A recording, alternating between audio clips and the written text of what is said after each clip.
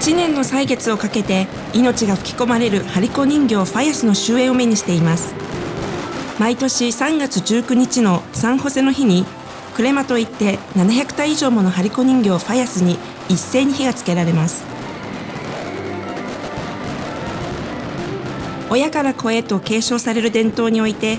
地区の人々のつながりや世代間の結束を示すファイアス。灰からは祭り衆のグループの創意工夫とチームワークがファイアという形で伺われます。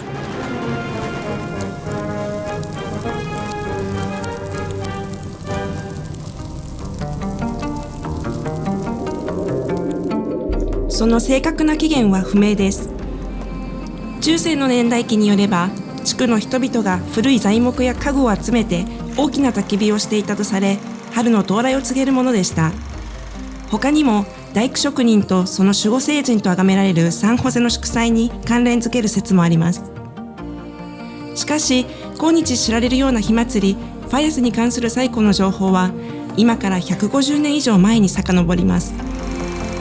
バレンシアの路上には材木、衣服、ワックスで作られた独特な人形が飾られていました。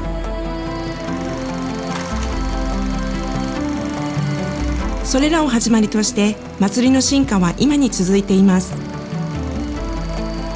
祭りの革新スピリッツに基づき火祭りファイアスに反映されてきた進化。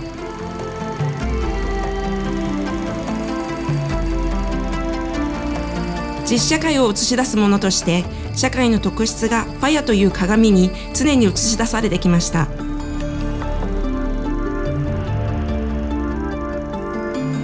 毎年地元バレンシアの人をはじめ世界中から大勢の観光客がバレンシアに訪れ、祭り、伝統、そして色に染まります。ファイアは火祭りをなす要です。1年かけて作られる儚い命の人形で、プランターと呼ばれる組み立ての日に公表されます。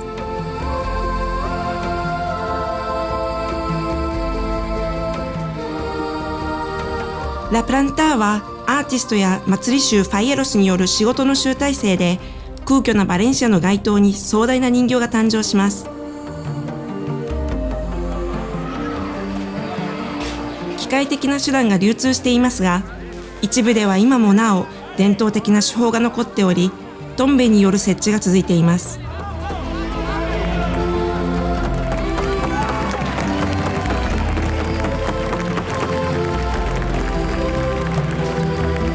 ファイアは木の枠組みを軸に段ボール、生地、新素材で覆われています。しかしその魂は実在の有名人や現代の抱える問題を堅苦しくなく自由に批判した風刺的なものです。ニノットやバレンシア語の詩による風刺はまるで映画の一幕のようにファイアのメインテーマを発展させます。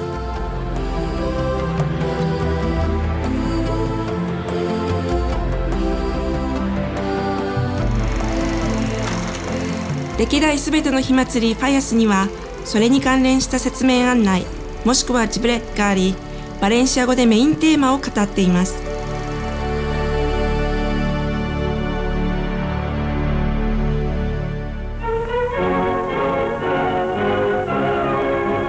He aquí a los ninots que este año se han salvado del fuego y que son llevados triunfalmente al museo donde se guardan las mejores creaciones de cada año en el gran retablo de las fallas。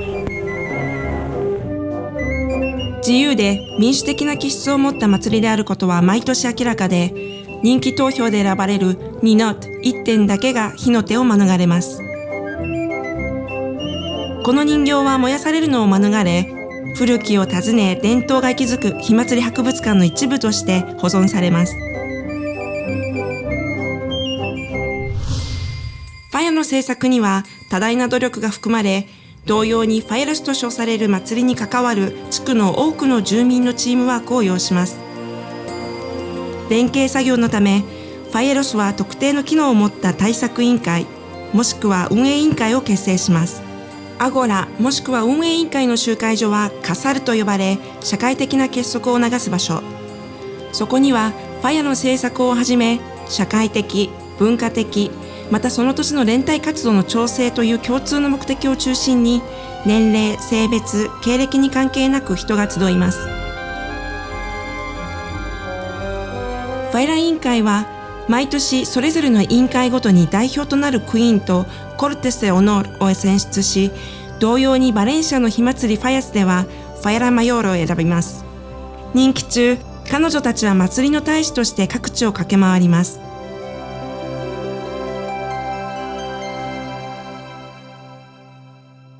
ファヤは社会の拠り所として人、地域、町を歴史、伝統、工芸と結びつける優れた役割を担っています。火祭りファヤスによって多くの手工業ギルドが共存、進化しています。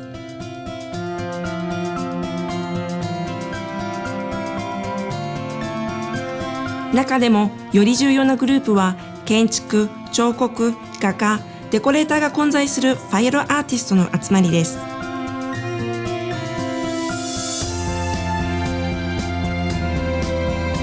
常に伝統を尊重しつつ、最新技術と昔からの手作業を融合する彼らの手にファヤは委ねられています。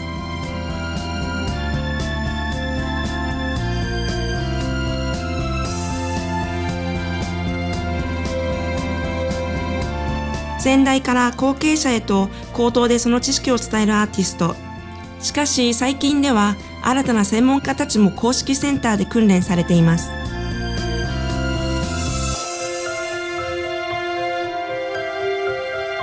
ファイエログループとファヤスの伝統的な祭り衣装、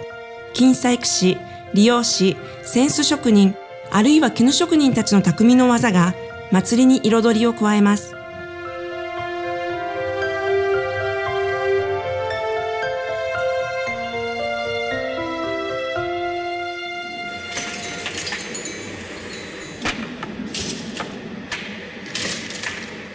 2世紀以上にわたりジャカード食器に刻まれてきた伝統、絶え間なく行き交うシャトルとともに幾千もの絹糸がその色を織り出します。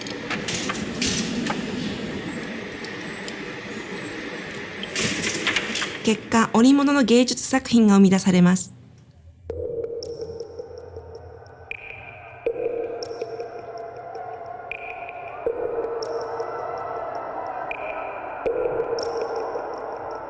金細工師の巧妙な手仕事に発展する伝統、のみで彫る熟練職人の正確な技にも伝統が培われています。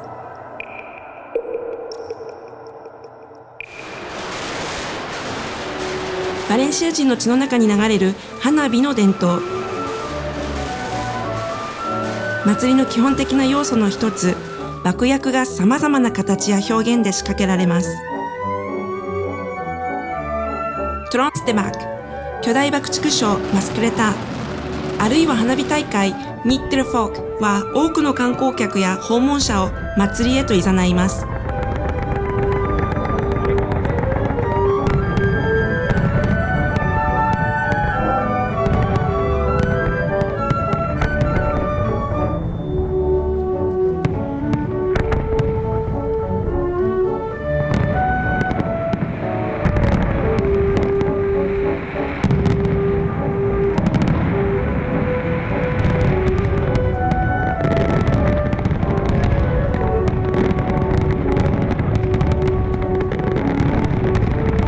花火師は完璧なバランスで色や音を混ぜ合わせ、心の奥底に響き渡る轟音と火煙でバレンシアの街を包みます。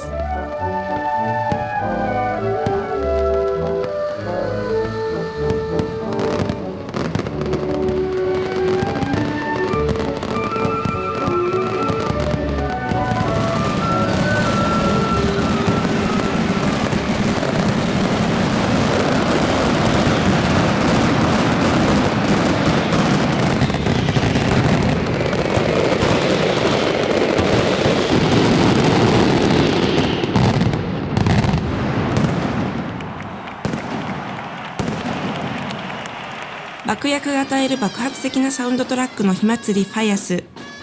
一方で祭りに同行する音楽隊は往年の名曲を奏で続けます。ブラスバンドによるバレンシアの伝統的な音楽。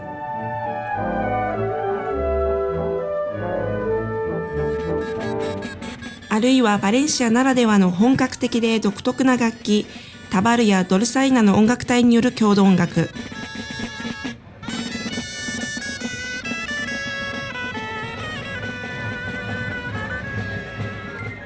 火祭りファイアスとその世界に与えるインパクトは、ファイエラ中央委員会に評される祭り州ファイロスのメンバーや祭りを支える公的機関の働きによる賜物です。火祭りファイアスの民主的な代表機関であるファイエラ中央委員会の役割は、常にバレンシア市役所の強力な支援のもと強化されています。努力の集大成により、火祭りは国際的に広く知られる祭りとなりました。火祭りファイアスは今やバレンシアから世界に広がるグローバルネットワークの一部となっています。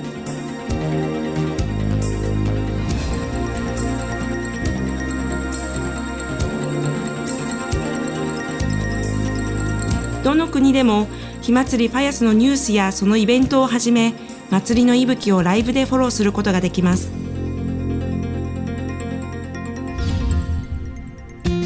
もしバレンシアにいて火祭りファイアスの期間であれば、街頭での祭りを体感するべきでしょう。3月は火祭りに関連するイベントが目白押しです。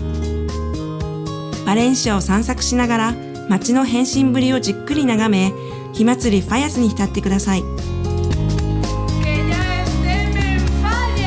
ラ・クリダーではバレンシアのファイラマヨールがあなたを火祭りへと誘います。バレンシアの火祭りファイアスを見に来たのなら、通りに出てぜひ人混みに漏れてみてください。トレンディーで国際的な都市バレンシア、火祭りファイアスの真髄を発見しにぜひお越しを。それぞれのファイアは毎日独自のデスペルタイスを行います。トロンス・デ・バックの振動とともに一日が始まります。街を巡りながら伝統衣装や宝飾品の美しさをじっくり観察してください。ブラスバンドをはじめタバルやドルサイナの音楽隊に耳を傾けてください。ハリコ人形ファイアスやファイエロスたちと一緒に写真を撮り、ネット上であなたならではの体験を共有してみてください。ファイエロやファイエロアーティストの博物館である火祭り博物館にぜひ足を伸ばしてみてください。日中は視聴者広場に行ってマスクレターの轟音と振動に備えてみてください。バレンシアにいたらぜひグルメや美味しい郷土料理を味わってみてください。聖母デサンパラードスへの献花は火祭りファイアスの中でも最も感動的なイベントの一つです。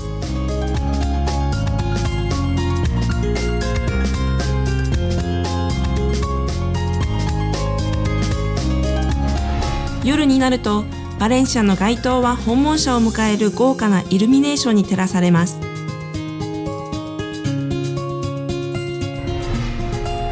ニッテルフォークでは最高の花火師による光と色の共演が堪能できます。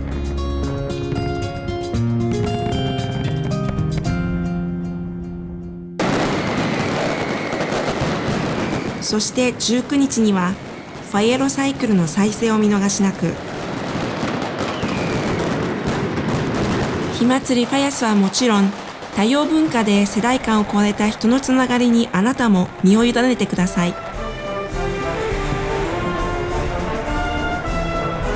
この日の夜はバレンシアの街の至るところが大きな炎に包まれ、命や感情が一新されます。これは新たにライフサイクルをもう一度始めるためのもので、来年のファイアスへの再出発につながります。